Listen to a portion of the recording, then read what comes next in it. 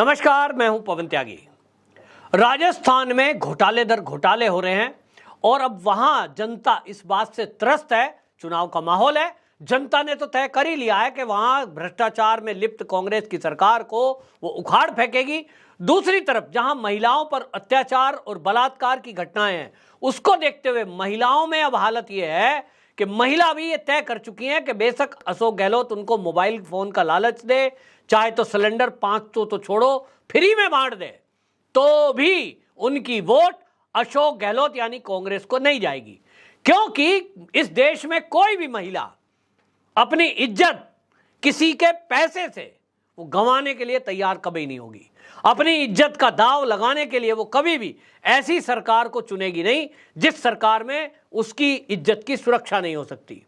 और अशोक गहलोत को इसीलिए एक तरफ जहां महिलाओं ने इस बात के लिए तय कर दिया है कि भारतीय जनता पार्टी की सरकार लानी है, जहां बुलडोजर चल जाता है यदि कोई महिला की तरफ टेढ़ी आंख भी रखता है।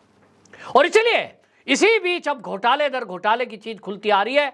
लाल डायरी हमें याद होगी, लेकिन अभी इसी बीच जलदाय घोटाले पर अब एक सम्मन जारी किया गया है। जो राजस्थान के जलदाय मंत्री हैं महेश जोशी, इनके ओएसडी हैं संजय अग्रवाल जो कि एक्सियन है, और अब इनको भी सम्मन जारी हुआ है। इनको ईडी ने सम्मन जारी करके पूछताछ के लिए बुलाया है। इसके अलावा chief engineer KD Gupta, chief engineer Dinesh Goyal, इनको ईडी ने सम्मन किया है। और अब उम्मीद की जा रही है कि जब मंत्री जी के ओएसडी को पूछताछ के लिए बुलाया जाएगा तो अब यह खुलासा होगा कि मंत्री जी के हिस्से में कितने पैसे पहुंचे हैं। क्योंकि घोटाला 900 करोड़ का है और घोटाला इस कदर है कि पानी की लाइन जमीन में डली ही नहीं, उसका बिल ठेकेदारों के माध्यम से नेताओं तक की जेब में और अधिकारियों की जेब में पहुंच गया। अपने आप में राजस्थान में यह अनोखा घोटाला अशोक गहलोत सरकार में हुआ है। केंद्र सरकार की एक योजना है कि हर घर नल से जल पहुंचाना है। उसके लिए राजस्थान को प्रायोरिटी पर चुना गया, क्योंकि राजस्थान में महिलाएं आज भी 5-5, 6-6 किलोमीटर से सर पे मटकी रख के पानी लाने को मजबूर हैं। केंद्र सरकार ने राजस्थान सरकार को फंड दिया कि भैया आप सबके घरों में टोटी से पानी पहुंचाइए। अशोक गहलोत सरकार ने गजब कर दिया, ठेका दिया गया और एक कंपनी ऐसी थी इरकॉन कंपनी, इसके नाम पे 2 करोड़ दो फर्म बनाई गई और इसमें टेंडर दे दिए गए। और ये जो कंपनी है जिसको टेंडर दिया गया, इन्होंने गजब का काम किया कि पाइप डला नहीं और उसका सर्वे भी हो गया, रिपोर्ट भी बन गई, बिल भी बन गए, चीफ इंजीनियर साहब ने बिल भी पास कर दिए और मंत्री जी ने ठेका जारी रखा, लोगों के घरों में पानी पहुंचा ही नहीं। ईडी ने जब जांच की तो पता चला कई किलोमीटर तक पाइप है ही नहीं। कुछ जगह पाइप डले, क्योंकि कई जगह ऐसा है भाई नेताजी का एरिया है, पानी तो आना है। वहां भी घोटाला निकला कि पुराने पाइप कबाड़ी से खरीदकर, स्क्रैप से लाकर, जंग लगे हुए पुराने पाइप वो नए के रेट में डाल दिए गए। जनता को क्या पता, पानी आ रहा है साहब, थोड़ा गंदा है, थोड़े दिन में साफ हो जाएगा। लेकिन ये जंग लगे पुराने पाइप नए के रेट में ठेकेदार ने पेमेंट ले ली, चीफ इंजीनियर ने सर्वे कर दिया, मंत्री जी के ओएसडी के माध्यम से सब कुछ टेंडर जारी रहा। ये जब घोटाला हुआ है तो ईडी ने एक्शन लिया और आपको बताएं इसमें अभी तक 8 करोड़ 82 लाख रुपए रिकवर ईडी कर चुकी है। आपको याद है कि सचिवालय में एक अलमारी में ईंट मिली थी सोने की। जी हां, ये इसीलिए मिली कि अधिकारियों को टेंडर देने के एवज में सोना दिया जा रहा है। पैसा तो भाई कहां ले जाएंगे, गठरी बांध के, एक ईंट दे दो। और इसी तरह 9 किलो सोना यानी 9 ईंट बरामद हुई हैं 1-1 किलो की। ये ईडी ने पकड़ा और किसके घर से पकड़ा है? Chief engineer R K. Meena, superintendent engineer वो पकड़े गए हैं केसी मीणा और ओपी विश्वकर्मा। अभी देखिए केवल 3 आदमियों से लगभग 9 करोड़ रुपए और 9 किलो सोना। अब सोचिए कि इसके अलावा जब बाकियों से पूछताछ होगी कितने पैसे रिकवर होने, और जैसे इधर छापेमारी हुई बाकियों ने उसको ठिकाने लगा दिया। लेकिन ठिकाने लगा दो, ये तो पता हो ही चुका है कि टेंडर छूटने में अनियमितता की गई। टेंडर किसके कहने से छूटा? तो जो ठेकेदार था उसने तो बता दिया कि मैंने तो जी सोने की ईंट दी थी, एक चीफ इंजीनियर को दी, एक एससी साहब को दी, एक ओएसडी साहब को दी। अब वो जांच करी ईडी ने तो ईंट मिली नहीं, तो अब ओएसडी को तलब किया गया है और अब पूछा जाएगा कि भैया जो पैसे मिले, जो आपने लूट मचाई, जनता का टैक्स का पैसा, और आप लूट के खा गए।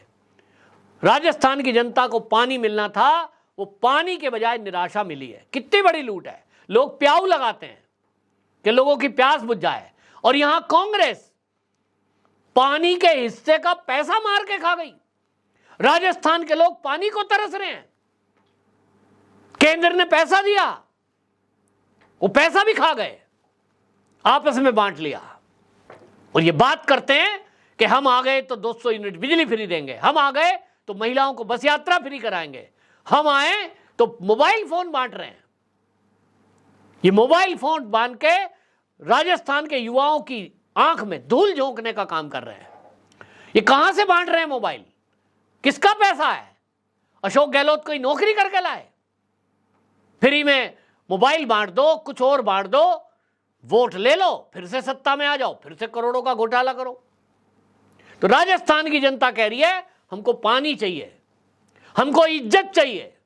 ये आपके फ्री का मोबाइल, फ्री बस यात्रा, फ्री की बिजली नहीं चाहिए। ये अब राजस्थान की जनता ने तय कर लिया है।